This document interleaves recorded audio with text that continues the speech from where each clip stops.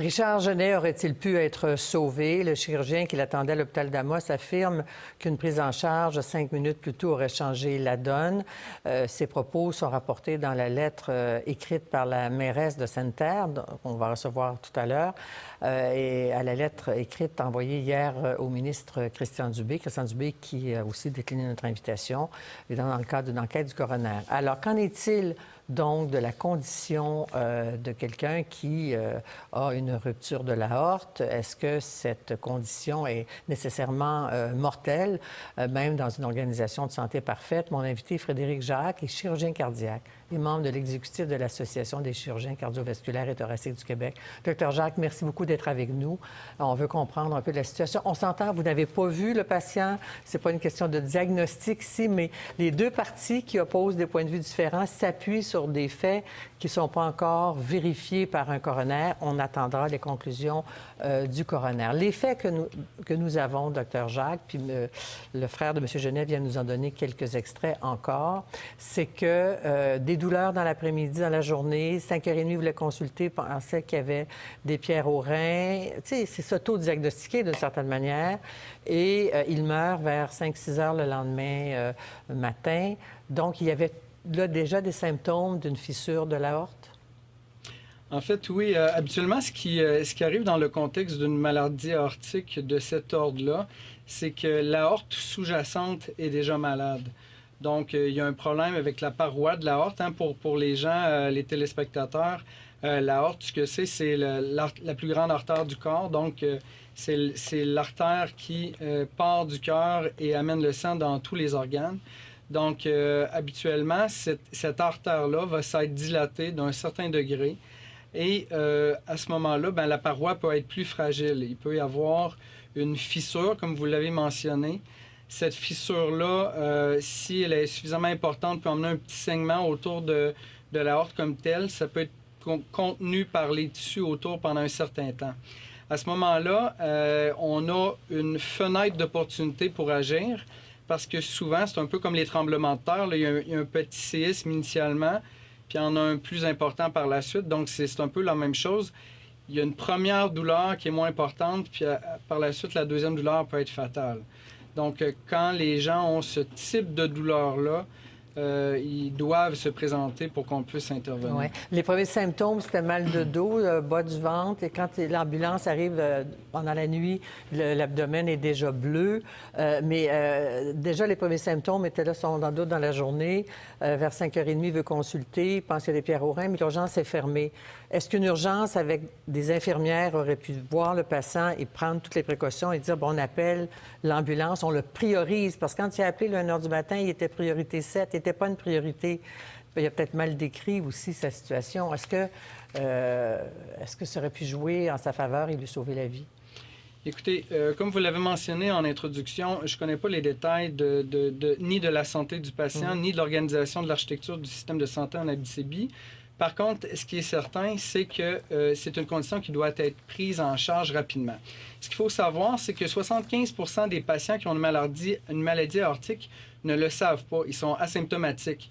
Donc, il y a seulement une certaine portion qui vont savoir par des examens antérieurs. Et ça va avoir été découvert dans une tomodensitométrie lors d'une échocardiographie ou d'une échographie abdominale pour une autre raison.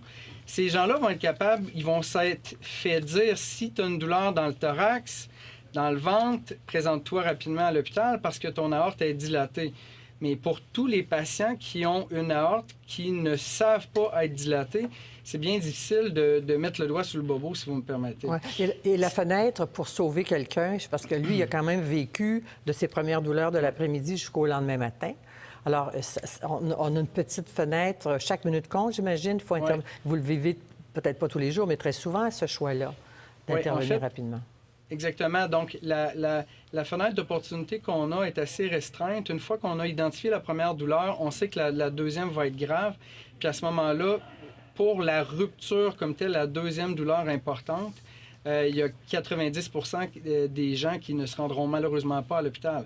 Même parmi les patients qu'on va opérer pour ces conditions-là, il y en a une forte proportion qui, malheureusement, vont être arrivés trop tard. Donc, il faut agir très rapidement. Moi, je vais vous donner un exemple. À un moment donné, j'étais en train d'opérer une chirurgie cardiaque à l'hôpital et il y a un patient qui s'est présenté à l'urgence. Et donc, on parle en ville. Là, le patient s'est présenté à l'hôpital universitaire où je travaillais. Et on m'a presque sorti de la salle d'opération par le collet pour l'amener dans l'autre salle d'opération où le patient présentait une rupture. Donc, une fois que le diagnostic est posé, faut agir vite. Dans les circonstances où un patient a déjà une rupture, on peut même être obligé d'amener le patient en salle d'opération avant même d'avoir pu faire un examen paraclinique, c'est-à-dire pas d'échographie, pas de scan. Si le patient n'a pas de tension, il y a une aorte qui est pulsatile dans le ventre, qu'on sait que le patient a eu mal au ventre, ou un peu la même chose dans le thorax. Des fois, ça peut être une prise en charge qui est plus rapide encore. Ouais, parce qu'il y avait l'abdomen bleu, mais on sait aussi qu'il a fait 1 heure d'ambulance, il est resté à l'hôpital, on l'a changé d'hôpital, encore beaucoup de routes, et là, finalement, c'est un chirurgien vasculaire. La question, au fond, c'est que les gens en région, avec des urgences fermées, se demandent s'ils sont pris avec un système de santé incapable de répondre à ce genre d'urgence-là. Est-ce qu'avec ce type de pathologie-là, il y a des régions à risque? Est-ce qu'il y a des Québécois qui sont à risque de ne jamais avoir les bons soins parce qu'ils sont trop loin? Les ambulances vont attendre trop longtemps? Écoutez, il y a beaucoup de si et de conditions dans la question que vous me posez. Puis une fois de plus, je ne connais pas les particularités du cas en Abitibi comme tel, les détails au moins. Donc, ce qui est certain, c'est une condition qui doit être prise en charge rapidement. Le plus rapidement possible, le moins de transferts possible, le moins de temps entre le diagnostic et la salle d'opération. Donc, si on a un centre hospitalier, par exemple, régional, qui n'est pas doté des infrastructures requises pour faire l'opération, bien, ce ne sera pas le milieu de choix pour traiter ce patient-là de toute façon. Donc, dans certaines circonstances, puis c'est le cas notamment en chirurgie cardiaque, ça ne se pratique pas n'importe où, le patient va devoir être transféré dans un milieu qui est capable de le prendre en charge. Ici, c'est un chirurgien vasculaire qui aurait pu le prendre en charge. Oui, c'est vrai. Et même dans des conditions comme ça, même les chirurgiens généraux, dans des circonstances optimales en région, auraient pu prendre le patient en charge. Il reste qu'il faut comprendre que 90% des gens ne se rendront même pas en salle d'opération comme telle. Donc, c'est très mortel comme condition. Puis si les gens ne savaient pas déjà qu'il y avait une condition aortique sous-jacente, ils n'ont pas le réflexe nécessairement d'aller consulter rapidement aux premiers symptômes. Et le taux de survie, direz-vous, le taux de survie en ville, avec des répondants en 3 minutes, puis on arrive vite à l'hôpital, versus 1 heure d'attente d'attente d'ambulance, plus 140 km, etc. Là, ici, il y a un petit problème. Il y a des centres, en fait, nous, dans les centres référents universitaires, dans les grands centres comme tels, là, on a des patients qui viennent de toutes les régions du Québec. Donc, on a beaucoup de beaux succès, puis c'est vrai pour plusieurs conditions aortiques, là. Donc, mais c'est certain que lorsque le patient est connu avec une rupture, il faut que ça soit pris en charge très rapidement. Donc, ils ont des chances de survie.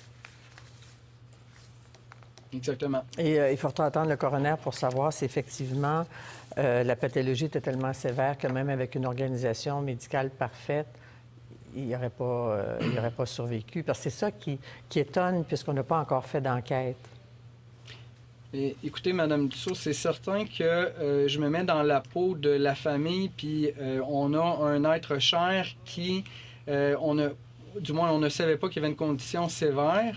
Et c'est certain qu'on a beaucoup de questions à se poser. Moi, ne connaissant pas le système comme tel, je pense que le docteur Aumont, dans ces circonstances-là, à qui vous avez déjà parlé, a certainement plus de connaissances de l'architecture de son système. Je ne me permettrai pas de répondre. Ce qui est certain sur le plan aortique, c'est que lorsqu'il y a rupture, la condition clinique doit être prise en charge rapidement avec les personnes les mieux formées pour la prendre en charge comme telle. Bien sûr, on va attendre les conclusions de l'enquête. Merci infiniment, Dr. Jacques. Merci à vous. Merci de l'invitation. Merci à vous.